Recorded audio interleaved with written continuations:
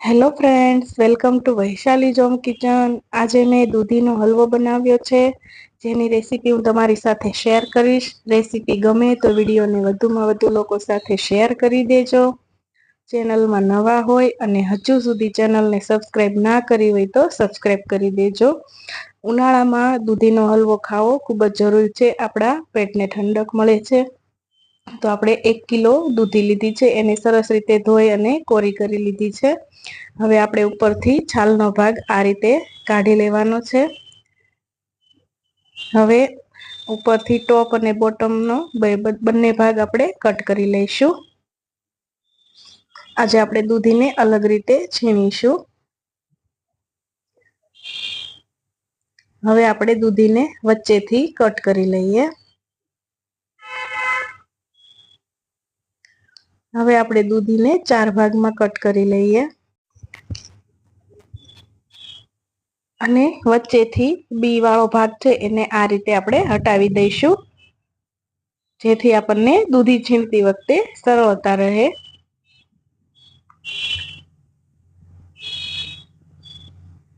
હવે આપણે જે મોટું છીણ આવે એનાથી દૂધીને છીણી લઈશું.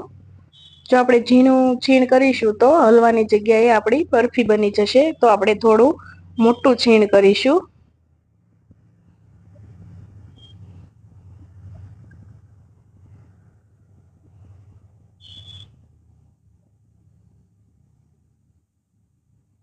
આ રીતે આપણે બધી જ દૂધીને છીણી લઈએ. આપણી બધી જ દૂધી છીણાઈ ગઈ છે. હવે આપણે ફટાફટ પ્રોસેસ કરવાની છે, નહીં તો આપણી દૂધી કાળી પડી જશે. તો આપણે એક પેનમાં 4 થી 5 ચમચી જેટલું ઘી લઈશું. ઘી ગરમ થાય એટલે છીણેલી દૂધી આપણે એમાં એડ કરી દઈશું અને દૂધીને આપણે ઘીમાં શેકી લેવાની છે.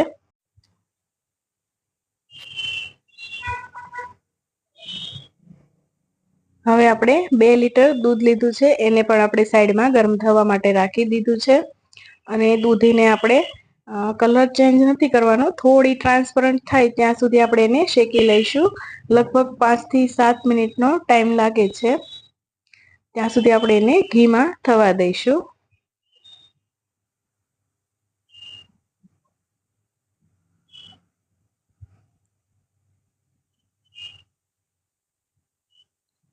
આપણે દૂધીનો કલર ચેન્જ થઈ ગયો છે. આટલી કૂક થાય ત્યાં સુધી આપણે એને ઘીમાં શેકી લેવાની છે. હવે આપણે એમાં ગરમ દૂધ એડ કરી દઈશું.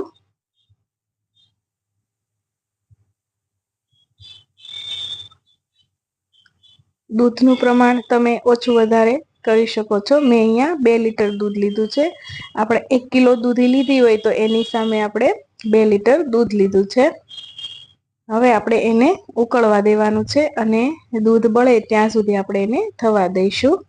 લગભગ 1 થી 1.5 કલાકનો ટાઈમ લાગશે આપણે દૂધને માવાના ફોર્મમાં આવતા.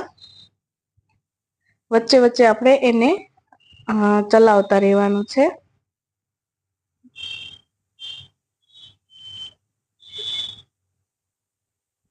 આ રીતે આપણે એને ઉકળવા દેવાનું છે. અડધી કલાક થઈ છે. આપણું દૂધ ઘણું ઓછું થઈ ગયું છે બળીને. આ રીતે આપણે એને થવા દઈશું અને વચ્ચે વચ્ચે ચલાવતા રહીશું.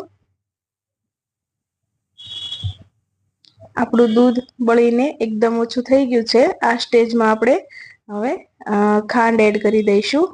વજનમાં જોઈએ તો 150 ગ્રામ ખાંડ અને મેજરથી જોઈએ તો 1 કપ મેં ખાંડ લીધી છે. એને મિક્સ કરી દઈશું. હવે ખાંડ મેલ્ટ થશે એટલે એનું પણ થોડું પાણી છૂટશે, તો એ પાણી બળી જાય ત્યાં સુધી આપણે હવે હલવાને થવા દઈશું. તમે જોઈ શકો છો કે ખાંડમાંથી પાણી એકદમ છૂટું થઈ ગયું છે. હવે એ પાણી બળે ત્યાં સુધી આપણે એને થવા દઈશું.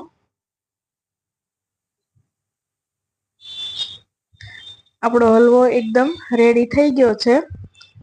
હવે આપણે ગેસની ફ્લેમને બંધ કરી દઈશું.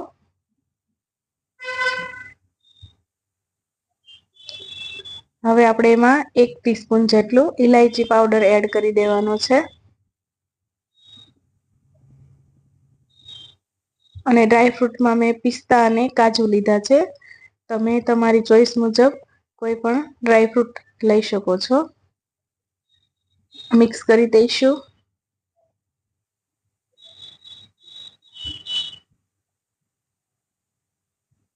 આ હલવો 2 થી 3 દિવસ સુધી બહાર સારો રહે છે. જો તમારે અઠવાડિયા સુધી રાખવો હોય તો એને ફ્રીજમાં તમે સ્ટોર કરી શકો છો. હવે આપણે હલવો એકદમ રેડી છે. સર્વ કરી લઈએ. જો તમને મારી રેસીપી ગમી હોય તો વિડીયોને લાઈક, શેર અને સબસ્ક્રાઈબ કરી દેજો. કમેન્ટ કરવાનું ભૂલતા નહીં. મળીશું આપણે એક નવા જ વિડીયો સાથે. Thank you. Bye bye.